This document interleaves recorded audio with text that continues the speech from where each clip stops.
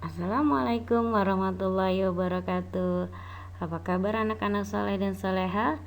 Alhamdulillah, senang sekali hari ini kita bisa bertemu kembali di pembelajaran tematik tema 5B subtema 2 pembelajaran 5 dan 6 dengan tema udara bersih bagi kesehatan.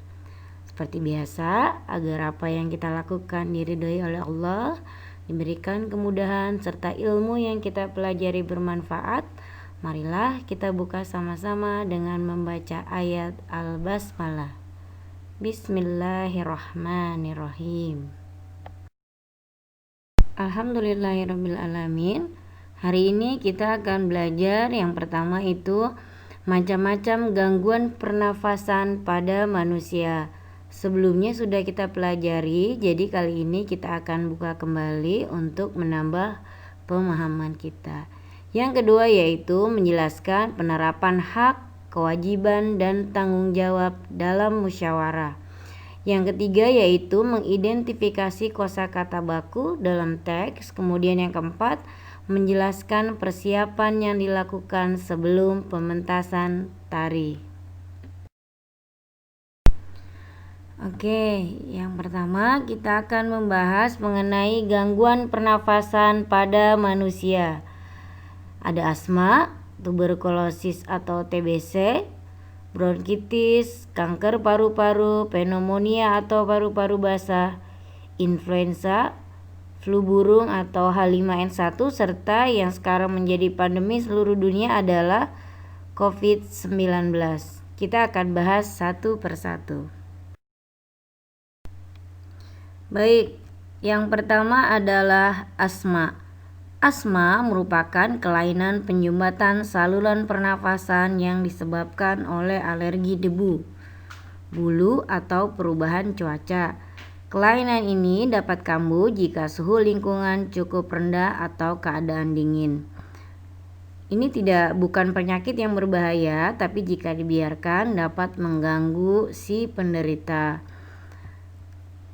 Berikut ini adalah gambar paru-paru, perbedaan paru-paru normal dan paru-paru penderita asma, di mana paru-paru normal saluran pernafasannya terlihat lebih lebar diameternya dan kelihatan bersih, sedangkan pada penderita asma saluran pernafasannya lebih sempit dan menguncup.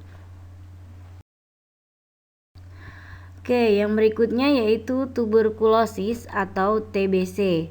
Merupakan penyakit paru-paru yang disebabkan oleh Mycobacterium tuberculosis.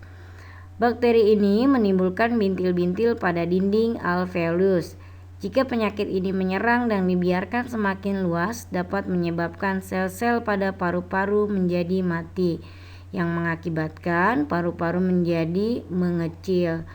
Hal ini menyebabkan para penderita TBC nafasnya sering terengah-engah. Berikut akan kita lihat perbedaan paru-paru normal dan paru-paru penderita TBC. Pada paru-paru normal, dinding alveolusnya terlihat bersih, sedangkan pada penderita TBC, dinding alveolusnya dipenuhi oleh bintil-bintil yang disebabkan oleh bakteri tadi, bakteri Mycobacterium, serta mengakibatkan paru-paru menjadi mati. Berikutnya yaitu bronkitis, merupakan gangguan pada cabang batang tenggorokan yang diakibatkan oleh infeksi. Gejalanya adalah penderita mengalami demam dan menghasilkan lendir yang menyumbat batang tenggorokan. Akibatnya penderita mengalami sesak nafas. Berikut adalah perbedaan saluran pernafasan penderita bronkitis. Bisa kita lihat pada saluran pernafasan yang sehat, saluran pernafasannya diameternya lebih besar dan terlihat bersih. Sedangkan pada penderita bronkitis, saluran pernafasannya diameternya mengecil, kemudian terlihat berlendir, yang mengakibatkan penderitanya mengalami sesak nafas. Oke, berikutnya adalah kanker paru-paru. Penyakit ini merupakan salah satu penyakit paling berbahaya dan mematikan. Sel-sel kanker pada paru-paru dapat tumbuh tidak terkendali dan bisa menyebar ke seluruh tubuh. Salah satu pemicu kanker paru-paru adalah kebiasaan merokok. Berikut adalah perbedaan paru-paru manusia sehat dan penderita kanker.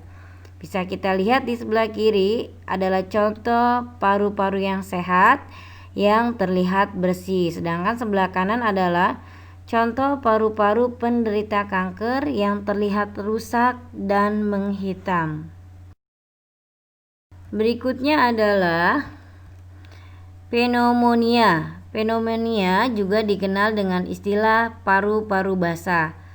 Pada kondisi ini, infeksi menyebabkan peradangan pada kantong-kantong udara di salah satu atau kedua paru-paru. Akibatnya, alveoli bisa dipenuhi cairan atau nanah sehingga menyebabkan penderitanya sulit bernafas. Berikut adalah kita bisa lihat perbedaan alveoli normal dan alveoli penderita paru-paru basah. Yang di bagian atas, contoh alveoli normal terlihat bersih dan diameternya besar. Sedangkan pada penderita paru-paru basah, alveolinya terlihat kotor, dipenuhi oleh nanah dan cairan, sehingga mengakibatkan penderitanya sulit untuk bernafas. Yang berikutnya adalah influenza, merupakan penyakit yang disebabkan oleh virus influenza. Penyakit ini timbul dengan gejala bersin-bersin, demam, dan pilek. Untuk penyembuhannya adalah dengan mengkonsumsi makanan sehat, istirahat yang cukup, kemudian berolahraga dan istirahat yang teratur. Berikutnya adalah flu burung atau H5N1. Flu burung adalah penyakit infeksi yang disebabkan oleh virus influenza tipe A yang ditularkan oleh unggas ke manusia. Kemudian ada banyak jenis virus flu burung, tetapi hanya beberapa yang dapat menyebabkan infeksi pada manusia. Flu burung pernah mewabah di Asia, Afrika, Timur Tengah, serta beberapa bagian Eropa dan menyebabkan kematian sebagian penderitanya. Dan alhamdulillah, flu burung ini sudah ada vaksinnya. Oke, yang berikutnya adalah COVID-19. Coronavirus merupakan keluarga besar virus yang menyebabkan penyakit pada manusia dan hewan. Pada manusia biasanya menyebabkan penyakit infeksi saluran pernafasan. Coronavirus jenis baru yang ditemukan pada manusia yaitu pertama kali muncul di kota Wuhan, Cina pada Desember 2019 dan menyebabkan penyakit Coronavirus Disease 2019 atau lebih kita kenal dengan COVID-19. Berikut adalah gambar contoh paru-paru penderita COVID-19 di mana paru-parunya menghitam dan rusak. Untuk vaksin COVID-19 sendiri saat ini masih dalam masa uji coba. Penyakit ini penularannya sangat mudah dan sangat rentan terhadap orang tua maupun anak-anak. Untuk itu kita harus tetap waspada dan tetap melakukan protokol COVID-19 dengan mencuci tangan, memakai masker, serta selalu menjaga kebersihan diri. Berikutnya kita akan belajar mengenai penerapan hak dan kewajiban serta tanggung jawab dalam musyawarah. Kewajiban dalam musyawarah yaitu menghargai pendapat orang lain, menghormati perbedaan pendapat antar peserta musyawarah, serta mengangkat tangan sebelum berbicara. Kemudian tanggung jawab dalam musyawarah yaitu melaksanakan keputusan musyawarah serta menaati tata tertib musyawarah. Yang kedua yaitu menghargai hasil keputusan musyawarah. Haknya yaitu hak kita sebagai masyarakat adalah yang pertama menyampaikan pendapat atau saran. Kemudian memberikan kritik terhadap hasil keputusan musyawarah. Yang ketiga yaitu memperoleh hak yang sama dengan peserta lainnya. Musyawarah sendiri berarti membicarakan dan menyelesaikan bersama suatu persoalan dengan maksud untuk mencapai mufakat atau kesepakatan. Sedangkan mufakat artinya kesepakatan untuk melaksanakan hasil musyawarah. Jadi yang dimaksud musyawarah untuk mufakat adalah perundingan bersama untuk memecahkan masalah sehingga tercapai keputusan bulat yang akan dilaksanakan bersama. Selanjutnya yaitu nilai-nilai yang mendasari musyawarah. Yang pertama yaitu nilai kebersamaan. Pengambilan keputusan harus dilakukan secara bersama-sama, duduk dalam suatu tempat dengan tujuan yang sama dan demi kebaikan bersama. Berikutnya adalah nilai kebebasan mengemukakan pendapat. Bebas artinya tidak mendapat paksaan dari orang lain, serta semua peserta rapat boleh mengutarakan pendapatnya.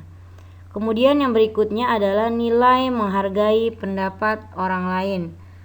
Setiap peserta haruslah mendengarkan dan menghargai pendapat orang lain tanpa menyela orang yang sedang mengemukakan pendapat. Bila tidak setuju dengan pendapat yang dikemukakan peserta lain, boleh menanggapinya tetapi dengan cara yang sopan agar tidak menimbulkan permasalahan. Nilai yang terakhir yaitu nilai jiwa besar serta lapang dada melaksanakan hasil keputusan dengan rasa penuh tanggung jawab. Nilai persamaan hak ialah seluruh peserta dapat diberi hak yang sama untuk mengemukakan pendapatnya. Mereka diberikan kebebasan untuk mengungkapkan ide atau gagasannya. Ciri-ciri musyawarah yang pertama sesuai dengan kepentingan bersama. Kemudian usul atau pendapat yang disampaikan mudah difahami dan tidak memberatkan.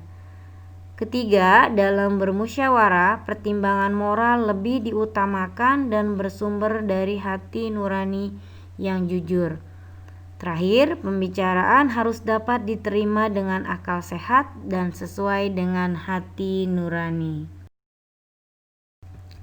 Selanjutnya, prinsip-prinsip dalam aturan musyawarah. Yang pertama yaitu musyawarah dilandasi dengan akal sehat dan hati nurani yang luhur. Kemudian musyawarah dilandasi semangat kegotong royongan dan kekeluargaan, mengutamakan kepentingan umum, menghargai pendapat orang lain, serta keputusan yang diambil harus dapat dipertanggungjawabkan secara moral kepada Tuhan Yang Maha Esa. Kemudian yang terakhir yaitu melaksanakan keputusan bersama dengan dilandasi itikat baik dan penuh rasa tanggung jawab. Tata cara dalam mengeluarkan pendapat. Yang pertama yaitu mengacungkan tangan sebelum tanda izin bicara. Kemudian berbicara setelah dipersilakan. Jika narator telah mempersilakan kita untuk berbicara, selanjutnya kita boleh berbicara. Kemudian yang berikutnya adalah bersikap sopan. Yang terakhir, suara cukup didengar jelas oleh peserta musyawarah lainnya. Selanjutnya kita beralih ke muatan bahasa Indonesia. Kita akan membahas mengenai kata baku. Kata baku adalah kata yang sudah benar dengan aturan maupun ejaan kaidah bahasa Indonesia yang bersumber dari Kamus Besar Bahasa Indonesia atau KBBI. Kata baku umumnya sering dipakai pada percakapan resmi, misalnya pada saat berpidato atau saat berbicara dengan orang yang dihormati, atau jika dalam teks digunakan pada kalimat resmi. Di sini kita bisa lihat ada contoh kata baku. Nah, jika dalam bentuk teks biasanya kita lebih berfokus pada penulisan. Selanjutnya yaitu kata tidak baku merupakan kata yang dipakai tidak sesuai dengan pedoman atau kaidah bahasa yang sudah ditentukan. Biasanya kata tidak baku sering dipakai pada saat percakapan sehari-hari atau dalam bahasa tutur atau dalam keseharian. Berikut adalah contoh kata tidak baku. Di sini ada praktek, pasif. Nah, jika dalam teks yang sudah dijelaskan tadi, kita harus berhati-hati pada penulisannya. Nah, ada biosfer, bis, objek, nasihat, aktif, negeri, dan teknik. Untuk materi yang terakhir yaitu muatan SBDP. Di sini kita akan belajar mengenai persiapan yang dilakukan sebelum pementasan tari. Yang pertama yaitu pemilihan tarian, apakah perorangan atau solo, berpasangan atau berkelompok.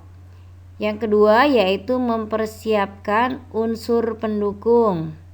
Unsur pendukungnya apa saja? Ada pemilihan tata busana tari dan tata rias. Disesuaikan dengan tarian apa yang akan kita bawakan. Kemudian pendukung yang kedua yaitu pemilihan properti tari. Bisa kipas, bisa tongkat, bisa topeng. Kemudian yang berikutnya adalah pemilihan iringan musik atau alat musik yang akan kita gunakan dalam pementasan tari. Di sebelah kanan ini kita bisa lihat adalah contoh tari Bali. Properti yang digunakan adalah ada kipas, kemudian ada selendang. Nah, biasanya menggunakan iringan musik tradisional. Nah, alhamdulillahirabbil alamin, pembelajaran kita sudah sampai di penghujung. Ibu berharap apa yang kita pelajari hari ini dapat kalian fahami dengan baik dan tentunya menjadi bekal kalian untuk di masa depan berikutnya. Seperti biasa, kita buka dengan basmalah, kemudian kita tutup sama-sama dengan mengucapkan alhamdulillahirabbil alamin. Kesempurnaan milik Allah, kekurangan tentulah milik kita manusia. Tetap jaga kesehatan, tetap selalu berdoa mohon perlindungan Allah agar apa yang kita cita-citakan dan negara kita pun bisa terbebas dari virus corona. Akhirul kalam, wassalamualaikum warahmatullahi wabarakatuh.